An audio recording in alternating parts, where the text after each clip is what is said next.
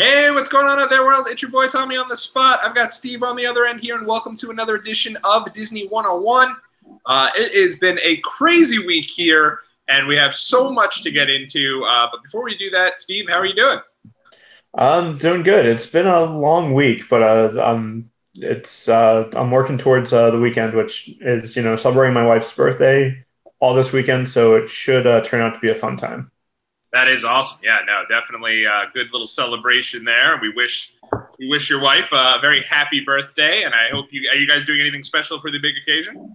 As a matter of fact, tomorrow we're planning on going to Mickey's Not So Scary Halloween party. I just bought the tickets about 15 minutes ago. Is this your first time going to the Not So Scary Halloween party this year?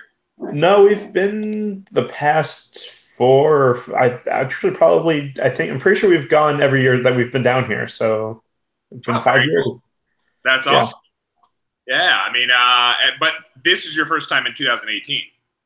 Oh, yeah. Oh, Yeah. gotcha. That's awesome. Yeah, no, we're doing a little something Disney related as well. Tomorrow is our 6-year anniversary. Now, I don't know if because now we've been married almost 6 months, if that gets wiped, but we might do a little something. Here in Brooklyn, there's a little pop-up Alice in Wonderland stand where you can go to you go into this like kind of almost like a double-decker type bus. You go in there, it's completely decked out in all things Alice in Wonderland. And they make you a couple different mixology type drinks. And so we might go check that out tomorrow. That sounds cool. Yeah, absolutely. If we go, there'll be some photos over on our Twitter at Disney 101 Pod. And shout out to everyone who's been following us over there. This past week, we hit over 400 followers. So thank you so much for everybody who has given us a follow. And it's been a lot of fun chatting with each one of you guys over at Disney 101 Pod. And you can also follow me at Tommy on the Spot as well. And you can follow Steve at SteveCJ556. Did I get it right? Yes, you did. Well, there we go. Look at that.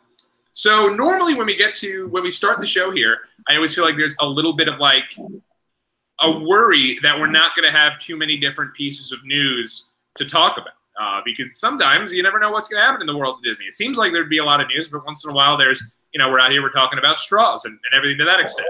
So that sometimes happens. This week, I'm not sure we're even going to be able to get into any sort of big topic of anything that we've created because there's just so much that has gone down since the last time that we've sat here. And I guess we'll probably start. I think it was literally right when we ended last week. We'll start with a little bit of follow-up. I had messaged you because we talked last week about the tailgate party that Epcot is currently doing on Monday nights for Monday Night Football. And I was able, thanks to the DisneyFoodBlog.com, I was able to get a little bit of an update as to what they were doing for that and what they did for that last week. We talked about how when the Jets played the Lions, that was the first week in which they unveiled the tailgate party at Epcot. And I wanted to let you guys know what the menu was for that. And then hopefully by the time we meet next week, I'll have the menu for this past week.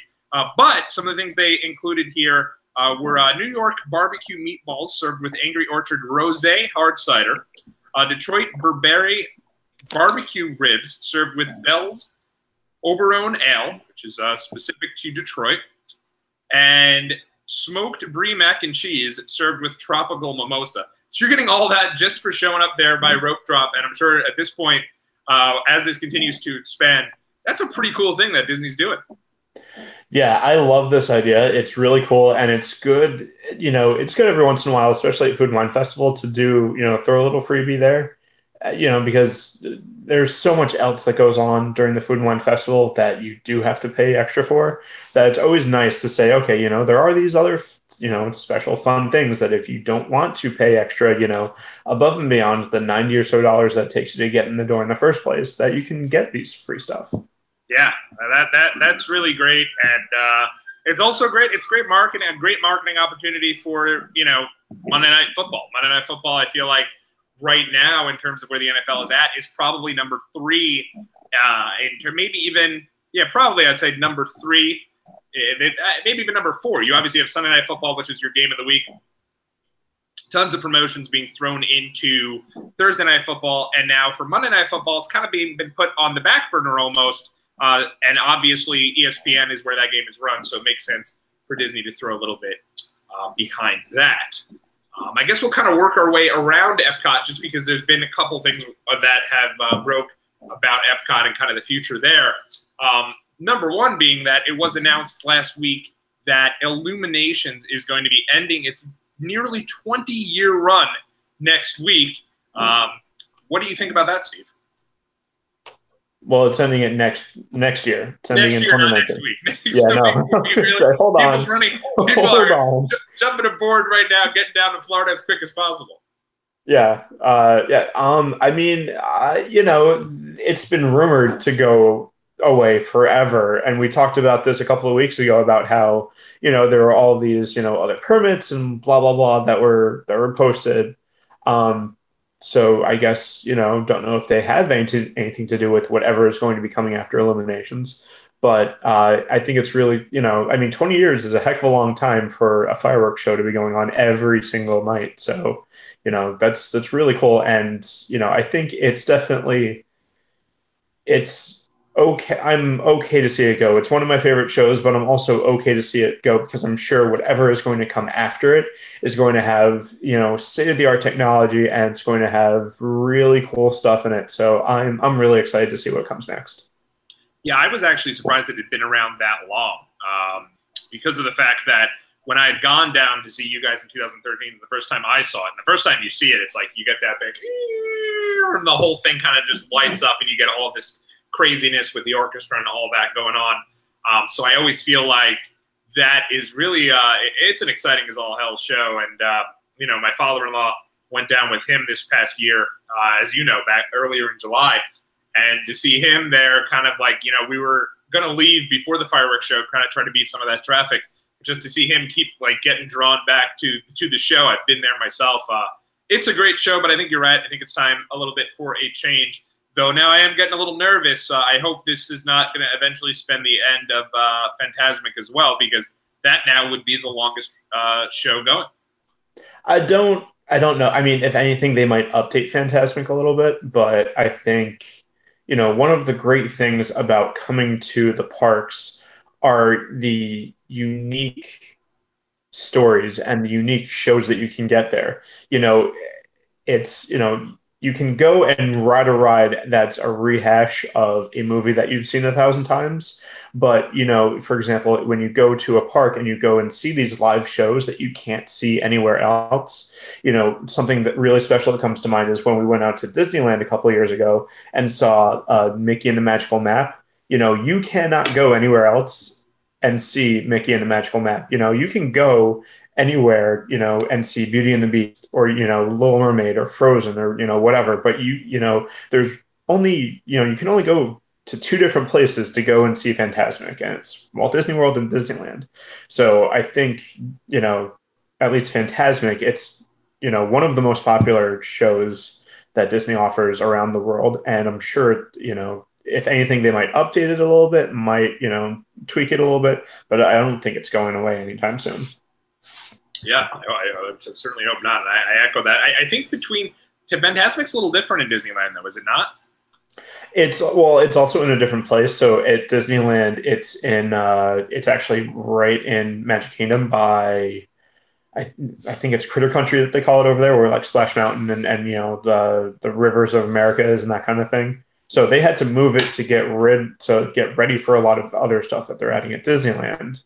So I think they had to make some modifications at some point, but I believe it's back now. Very cool. Very, very cool. Then in kind of sticking with Epcot, last week we talked about how there was the rumor about the Mary Poppins ride coming there and going into the UK pavilion. This week, we've heard the next rumor in terms of a new pavilion joining the World Showcase, that being an India pavilion. And not only that, but a new attraction being added at that same point, and this was on the WDWNT.com that released this story, that there's going to be a new Jungle Book attraction that coincides with the release of this India, I guess you'd call it World Showcase. And it would be in conjunction with the new Jungle Book live action movie that is coming out, because supposedly the last live action Jungle Book movie was like gangbusters at the box office. Excuse me, and did very, very well. Do you think there's any truth to that rumor? I, I think there's just as much truth to that rumor as there is most other rumors around Epcot. I'm sure that at some point, some Disney executive at some point said, "Oh, wouldn't it be nice if we had an India pavilion in Epcot?" And that's where the rumor started, or something like that. The littlest crumb of information at Disney gets, it snowballs, and sooner or later it's, oh, we have confirmed reports that we have a new pavilion coming out. I think the other big rumored pavilion is Brazil. So, which one would you rather see? Would you rather see Brazil? Would you rather see India? They both have very unique cultures and a very unique flair and very unique food, so I think it would be interesting to see either country.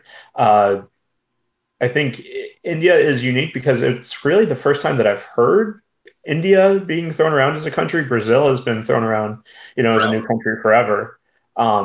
But I would, and from what I hear, the India stand at Food and Wine Festival is pretty popular.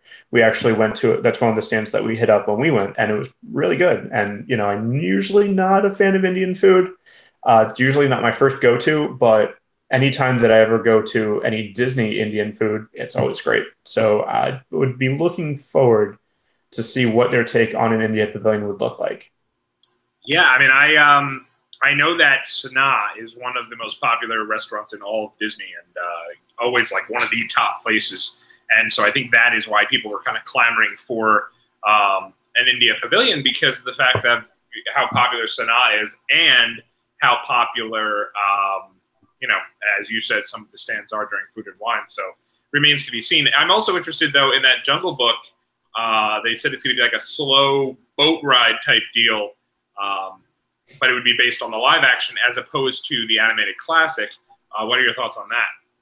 I mean, as far as that goes, the response to a lot of that has been, well, isn't that what Animal Kingdom is for? And to your point, Sanaa is it was one of my top restaurants, as is Tiffin's, as is, Jico is a great restaurant, and, Boma, all of the Animal Kingdom, restaurants that serve any sort of Indian dishes. They're all super popular, and Animal Kingdom in and of itself has its own India section that's kind of dedicated to that. So if anything, you could always put it there. It's great to see, the real versus the fictional side of it. But I feel like, the slippery slope that Frozen started getting, put into Norway caused this kind of snowball effect and caused this, okay, well, now that Frozen has its foot in the door in Norway, and now we're going to put Ratatouille in France, and now we're going to do, a couple of other of these different things. So I feel like that, kind of started this, run of, okay, well, and Mary Poppins, the rumor being that Mary Poppins is going to get an attraction in the United Kingdom. It started this, okay, well, okay, here's what we can do now with all these other IPs putting into Epcot now. Yeah, that I also, when I think Jungle Book, I'm thinking like that's a perfect addition to Animal Kingdom. But it really does seem like forever the big focus was expanding Hollywood studios, and now it seems like the big focus is kind of on expanding Epcot and kind of bringing that to the next generation of different types of, I guess, where to go in the future.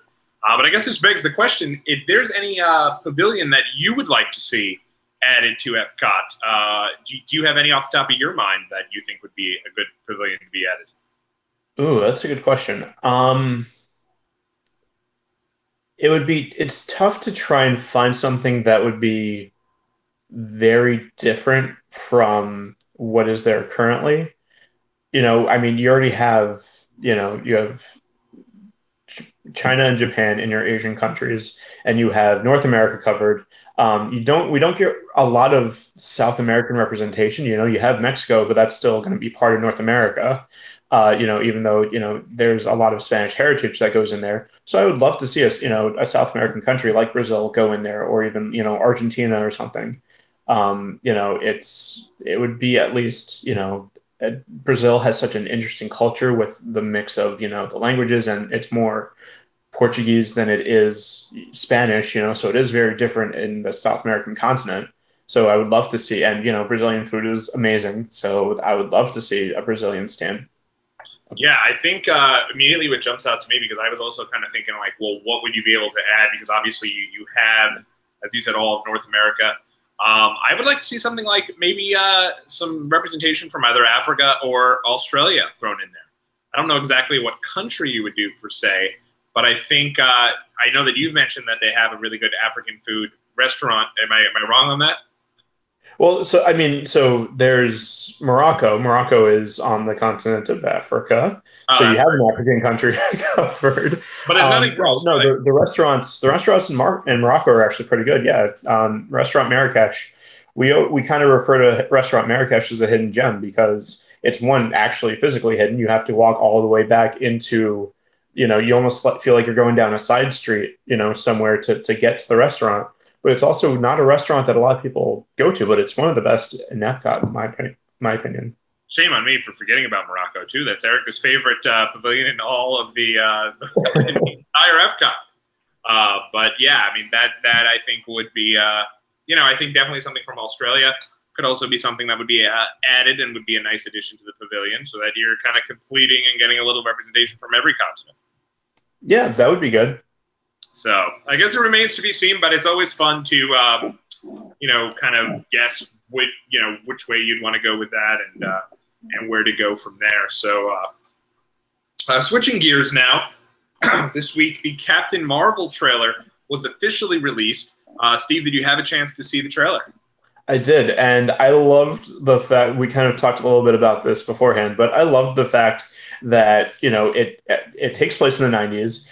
And the is a Blockbuster video store, and because it was like, how can we kind of portray the fact that this is taking place in the 90s without just outright saying it? And that's like the number one thing that you could have ever said is Blockbuster Video. So that's awesome. Yeah, well, I personally, because obviously this is going to go and kind of give you her story, so I'm guessing this is going to end with some reasoning as to why she is gone, right? Because Samuel L. Jackson had to pull her back in, call her back to help out the Avengers at the end of the movie. Am I going, you think, down the right track with that? I think so, yeah.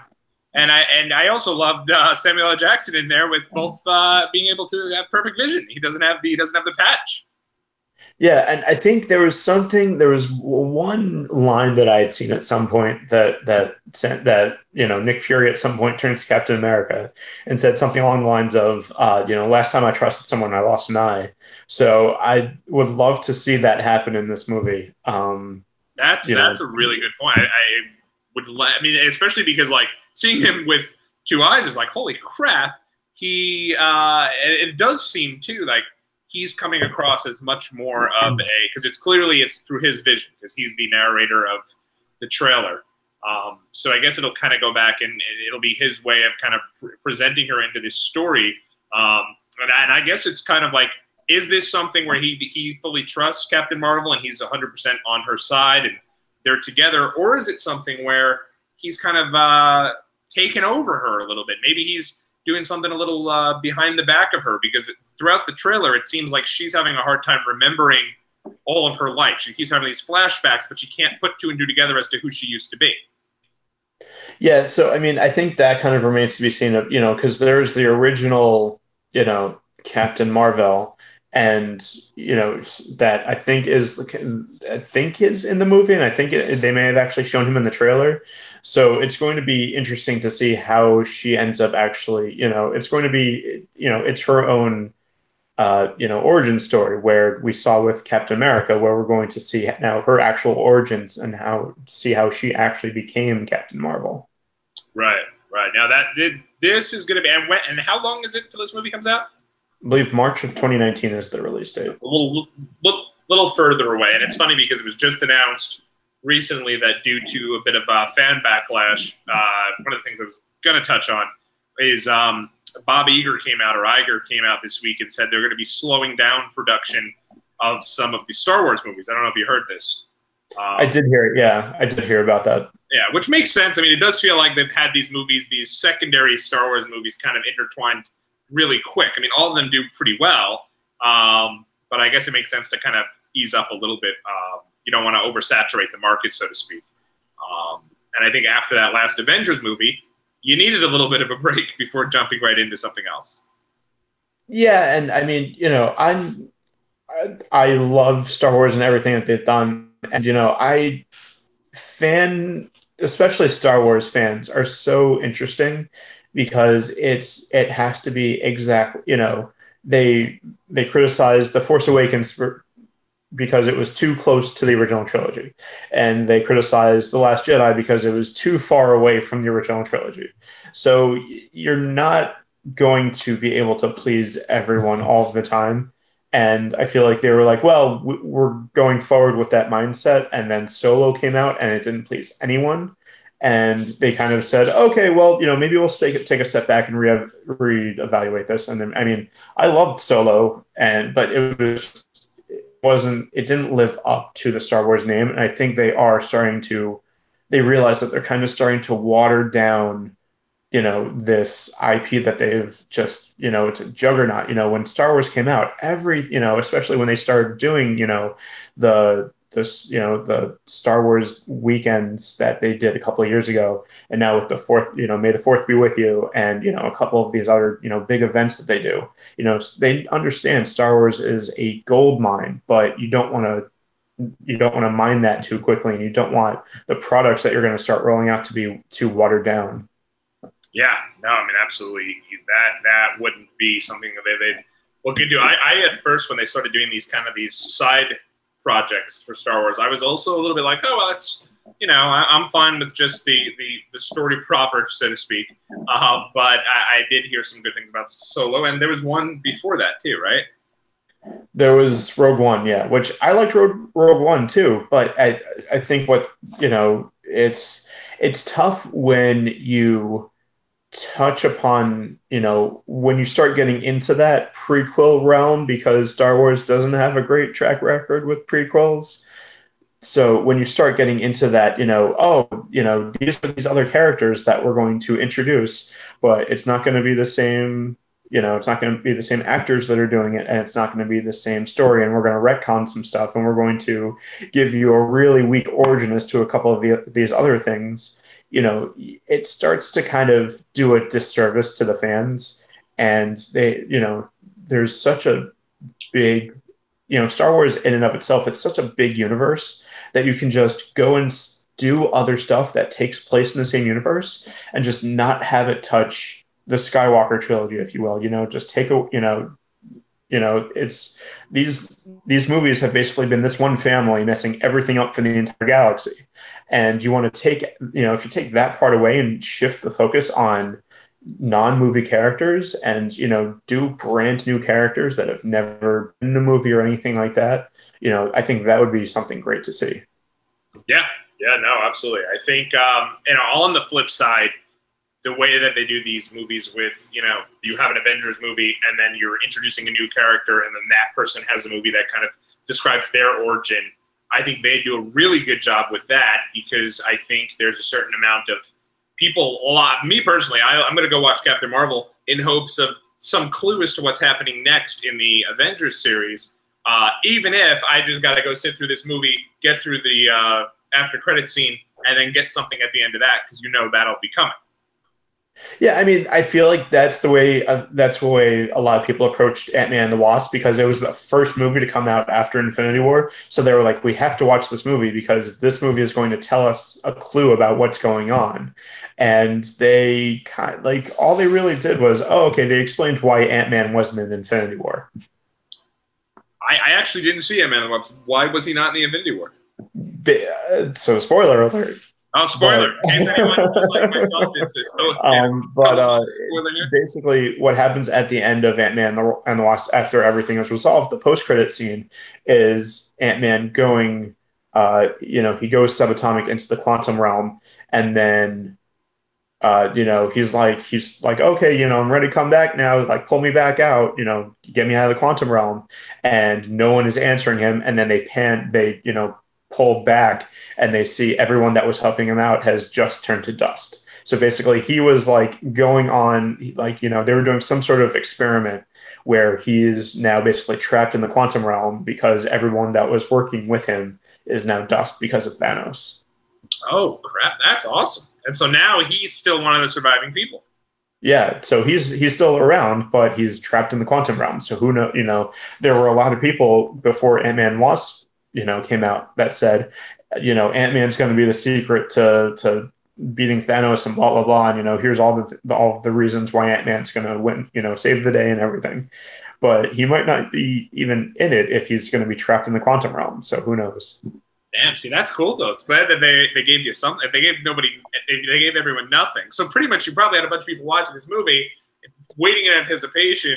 Then they get to that post-credit scene, and probably everyone just erupted and went completely crazy. I mean, there weren't a lot of people in the theater when we went anyway. So. Oh, okay. Well, yeah. I mean, I always feel like Ant-Man. I know people love Ant-Man. He's not on my tops. That is for sure there. So. I love it just because of how ridiculous it is, and they don't take it seriously at all. Because at the end of the day, you have Paul Rudd being a superhero, and he doesn't take himself seriously, but I think it works. Yeah. Well, maybe I need to actually see these movies before I sit here and pass judgment. Yeah. Yeah, being judgmental Jones. Speaking of Avengers and kind of staying within the realm of that, I believe it was yesterday, the Russo brothers on Twitter, @Russo_brothers, released a picture for the Avengers, and it said, "Look hard," and it was a picture of, I believe, Robert Downey Jr. sitting on set. And what did you make of this photo? That's kind of sweeping the world by storm here. What I love more about it is all of the different crazy things that everyone has been coming up with, where it's, you start picking out the different pieces of the set and how they start to make letters. And it's like, this is confirmed and this is confirmed. And someone made Shrek with it, or, I did see the Shrek. What? I don't even understand where they were coming from with that. I apologize there. I have no idea where. Shrek is a big thing in memes. Oh, okay. So, just that.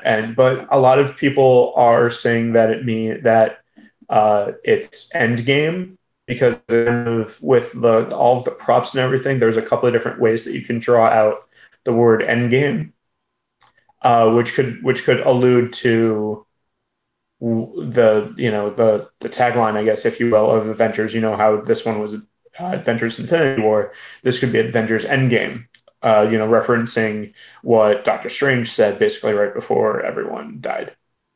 Gotcha. So this will be, is this Avengers is going to be the last one?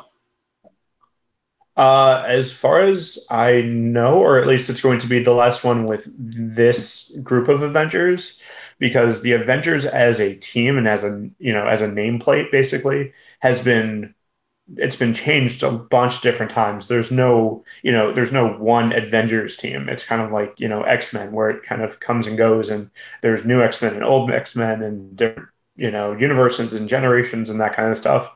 So, the Avengers is one of those teams that comes and goes. I mean, Deadpool was an Avenger for a while, so, Oh, wow. Wow, that's cool. Yeah, and I mean, I know that that is still coming. That's coming after the next Spider-Man and the next Black Panther, right? As far as I know, at least Spider-Man. I'm not sure about Black Panther. Yeah, which is going to be interesting, of course, because Spider-Man is kaput after the last Avengers movie. And then everyone's also mentioning that there's that little device from Iron Man that's on the side of the photo there. You know what I'm talking about?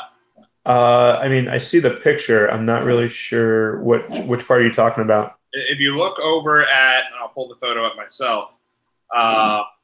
If you look over and there's like the little device from here, I'll pull it up. What do you got here? Let's see. This is annoying.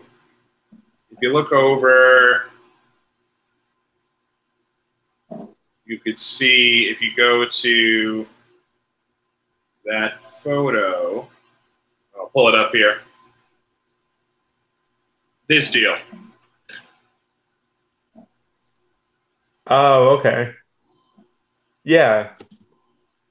Yeah, but I mean, the thing is that they could have probably, they could have put so many different red herrings in here that, like, the ladder and the fact that, they may have said, okay, we're going to put all these different things here that it looks like it might spell something out, but that's to pull your attention, there and not look at something else.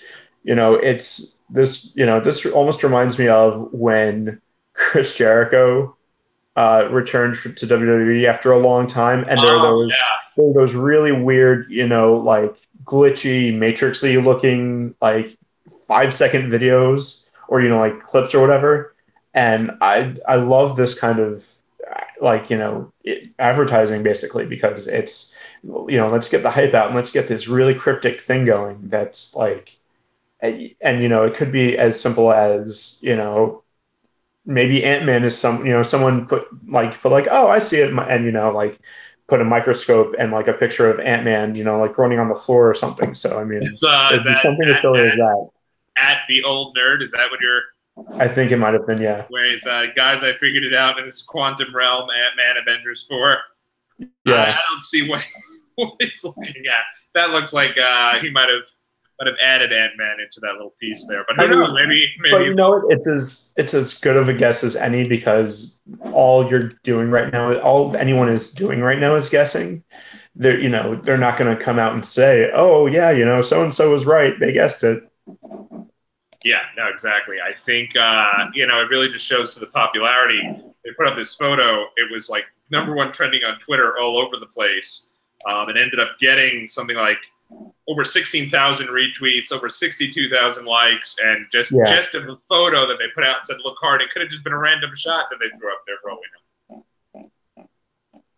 Yeah, and I mean, you're gonna it's gonna be really, really ridiculous. So, and in harkening back to those Save Us vignettes that you talked about when Jericho was returning, it was the same thing. It was so many people thinking about what it was. Random numbers were thrown in. People were pulling those numbers together to create some random date to create this, that, and the third.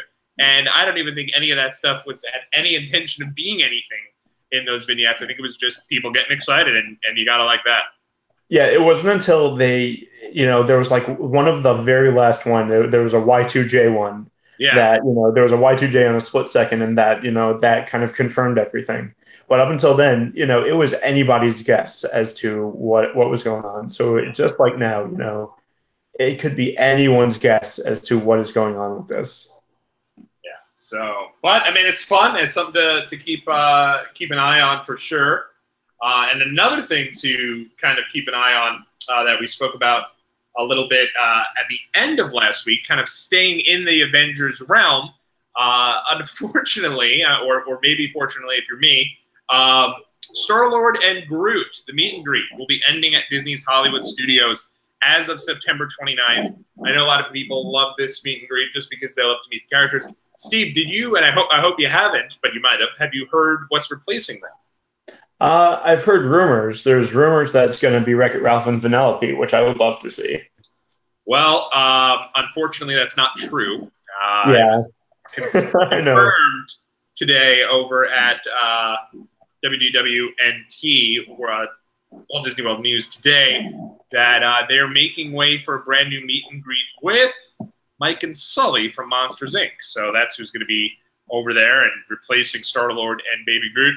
I personally was hoping, and I mentioned this on our Twitter, I was hoping they were going to make way for Teenage Groot. I don't have any issue with the Groot. I just feel like the Star-Lord and Groot was awkward. It was weird. Didn't really work. I wasn't a big fan of it.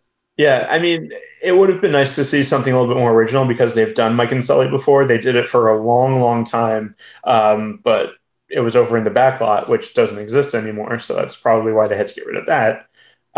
So, I mean, it's cool that they're bringing it back, but it would have been really cool to see, a new or a different meet and greet opportunity. But, Mike and Sully is better than Groot and Star-Lord, I guess. Yeah, I mean, I thought when we first were talking about it and you said Wreck-It Ralph, I thought that's the way they were going to go too. I think the deal with Groot was that a lot of people, you'd have to go in, people would want the photo with Groot, and you wouldn't be able to take the photo without Star-Lord. You'd have to ask, and then it was awkward, and once in a while, I guess he'd let people do it. Other times he wasn't allowed to let people do it. So I thought, like, Teenage Groot would have been the way to go there. If they could have found a way to do Drax, I think that would have been really cool. They do have Thanos, right? I Maybe don't not. think so. No Thanos. Okay, well, I feel like Thanos would get so much hate. What's that? Thanos would get so much hate in the meet and greet. Like, like some of these other, some of the other villains that you can meet and greet with. It's like, yeah, okay, it's cool that I can meet with you, but like Thanos was such like you just killed half of the universe. How are you gonna have someone meet him? He would have a lot of explaining to do. Yes, that is very, very true. In kind of one of the other things that we spoke about a little earlier today, and that you sent over, are all the new and limited edition experiences that are coming to the world in 2019, and this is going to be continuing the celebration that I'm sure will be coming up here soon as Mickey Mouse turns, is it 80? Isn't there, I believe there's a special coming on ABC, Mickey's 80. Pretty sure Mickey's turning 90, my friend. 90, wow, he's getting up there. And he looks the same as he has when he was 25. I mean, it looks just great. But the 19 magical new and limited time experiences coming to Walt Disney World Resort in 2019, and I'll run through some of these. Starting January 18th, in honor of True Originals. This is from the Disney Parks. This is Disney site itself. So, number one, in honor of the True Originals, Mickey and Minnie Mouse, Mickey and Minnie's surprise celebration will bring new music, dancing, and all sorts of fun to Magic Kingdom Park. I'm assuming, is that going to be like in a separate room, you think? Either that or it might be a stage show. Gotcha. That makes sense. The new Move It, Shake It, Mouse Dance It street party at Magic Kingdom Park will invite you to dance with Mickey, Minnie, and their pals in front of Cinderella Castle. Shake it along with live singers belting out new arrangements of classic Mickey Mouse Club songs. That's cool to harken back to the Mickey Mouse Club. I did hear that, so that I'm assuming, because right now they have Move It, Shake It, Dance It, do all that stuff with it, right? Yeah, it's Move It, Shake It, Celebrate It, something like that. Yeah, but it sounds like that's being transitioned into this new street party. I feel like that, that'll give people a chance to hang out with the core characters, so it's kind of cool. The Diaper Dance and other entertainers on Main Street USA and Magic Kingdom Park will sing songs in honor of Mickey and Minnie. Whatevs. Look for special Mickey and Minnie themed merchandise and food at Magic Kingdom Park to make the party complete. And this is a surprise celebration after all, so you can expect limited time magic entertainment and other experiences to pop up periodically around Magic Kingdom Park. Now here's where it gets a little bit interesting though. The Incredibles are coming to Disney's Hollywood Studios at Park Place, and it will transform into Munzenberg City Block. Park Place, where is that currently right now? So Pixar Place is where the entrance to Toy Story Midway Mania used to be. When you would go down, and there would be those brick buildings on both sides, and it's where Buzz and Woody used to meet and greet. And if you'd go down a little bit further, that's actually, I think Mater used to meet over in that area for a little bit. But if you used to keep going, that would go back into like the back lot. But now that's where Star Wars Land is going to go. So now that the entrance to Toy Story Land is, you take that right, and then you go into Andy's backyard. Instead, it sounds like if you were to go straight, there's not really a whole lot going on there right now. So that's probably where that area is going to be. Oh, wow. Well, that's pretty cool. And I mean, I think we both talked about how when they were doing like the Incredibles, they were doing like Incredibles Day or something, or the Incredibles Summer at Magic Kingdom Park. Clearly, they're expanding that out a bit now and adding certain things to, because of Incredibles did so well, I guess, the Incredibles 2, why not bring more of it to the parks? And it makes sense to do that there. Oh, yeah. I mean, even before the second movie came out, Incredibles was a huge, I feel like it was it's super popular, but it was one of the more untapped, movies as far as like, getting attractions and stuff out there, and it's got a bunch of potential. So, I mean, they're doing stuff that doesn't require a lot of permanence, which is fine, but it's, there's a lot of little stuff that all together kind of adds up to be, a little bit more of entertaining offerings. There you go. Then they also seem to have let's see here. Well, we talked about, basically Edna Mode, who is the greatest super suit designer. She'll set up a special location in Pixar Place, showcasing some of her best creations. So Pixar Place, if I'm not mistaken, is that where they used to have the old, that's where Anna and Elsa's meet and greet was earlier, before it went to Epcot? I'm thinking of in Disneyland. I'm thinking of that building in Disneyland. Probably, yeah. No, Pixar Place is just that strip, that block of, where the entrance to Toy Story Midway Mania used to be. Gotcha, because they're trying to find something to do with it now that Toy Story's gone or moved over to its own thing. Yeah, I guess. They also said that they're going to be celebrating the 25th anniversary of The Lion King at Disney's Animal Kingdom, along with Timon and Rafiki in Hakuna Matata time dance party on Discovery Island. So that seems like that's going to be something where you could, kind of similar to the dance party they used to do with The Incredibles at Magic Kingdom, I'm guessing. Yeah, it's going to be, it's like, it's pretty much exactly that. And so it's like, okay, that's cool and everything, but, like, let's see how many different dance parties we can do. Like, come on. And the other one that, we kind of talked about a bit in the past, just kind of looking at some of these here, a lot of this stuff is, they're relatively cool. I'll let you kind of go on the Disney Parks blog for yourself to check them out. But the confirmation of Lightning McQueen's Racing Academy into Disney's Hollywood Studios, which is going to be spring 2019. Looks... there is also one other one. So if you haven't visited Walt Disney World recently, then there's even more to explore and experience. Become an honorary toy at Toy Story Land in Disney's Hollywood Studios. Travel to blah, blah, blah, blah. And yeah, they're just basically saying that Illuminations coming to a close. So, I mean, that's it's always good when they have, I feel like, limited edition types of attractions to look forward to and to kind of prepare for in 2019.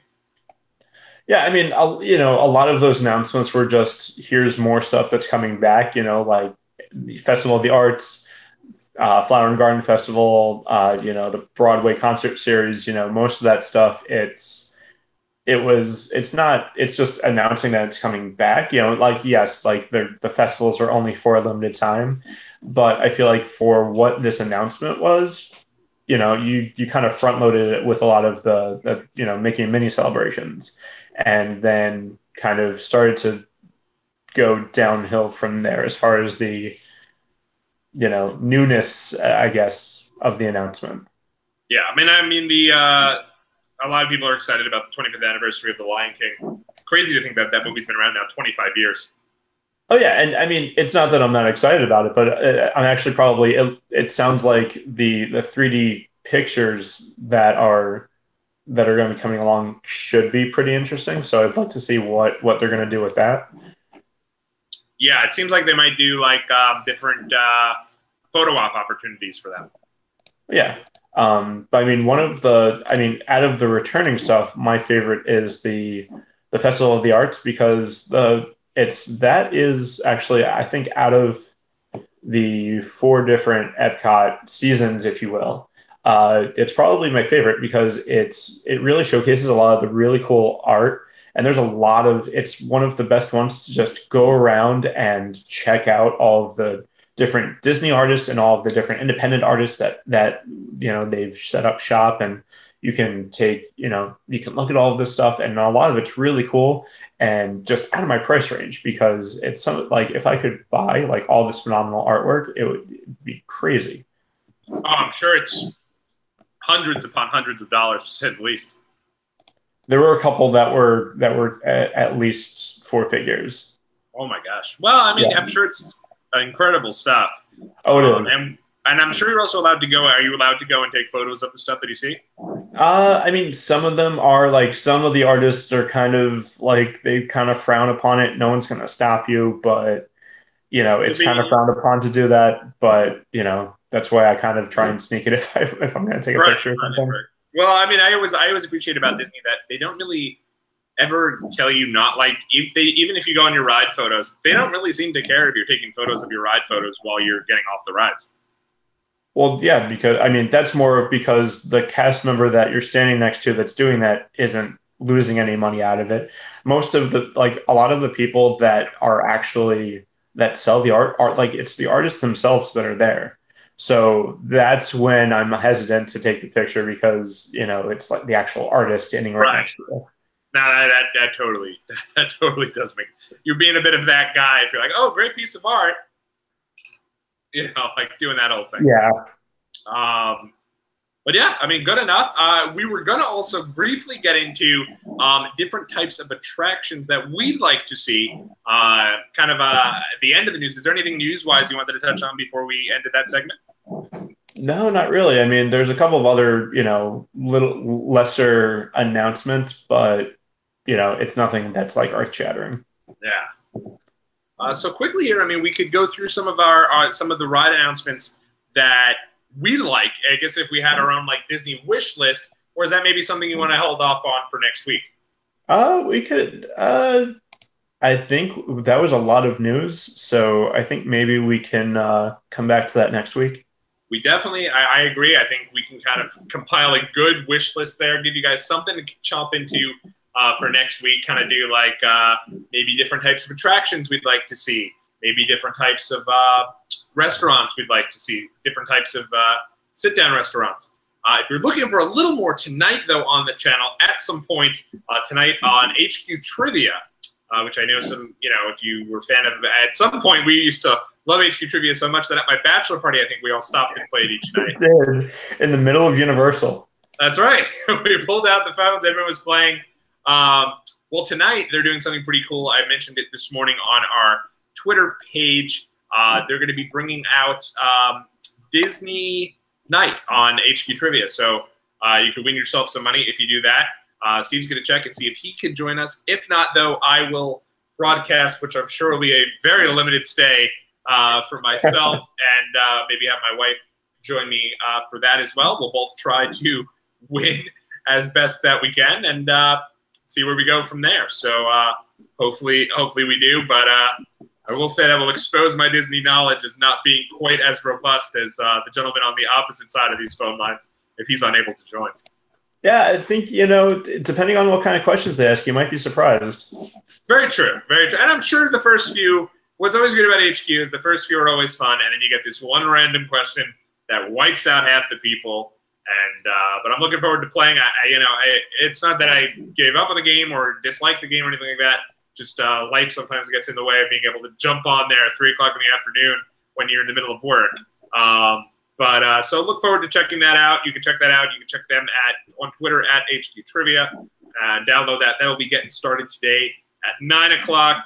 My mood will probably depend on how the Jets look in the first quarter. They have a big game coming up with the Browns. And I know the folks in Cleveland are saying it's not a big game for you. This is our chance. First time in 3 years to get a win, and we're ready to do it. So who knows? Good luck to the people of Cleveland, I guess, but not at our expense. The Jets, you can't let that happen. Is there anything else you wanted to talk about before we get on out of here today? No, just have a good weekend, everyone, and we'll see you next week. Absolutely, and make sure you continue to log in to check us out on Twitter at Disney101pod. Maybe Steve will put up some of those photos from his not-so-scary party tomorrow. I'll make sure if I do make it down to that little that pop-up place they got here in Williamsburg in Brooklyn, the Alice in Wonderland theme, I'll make sure to take some photos as well.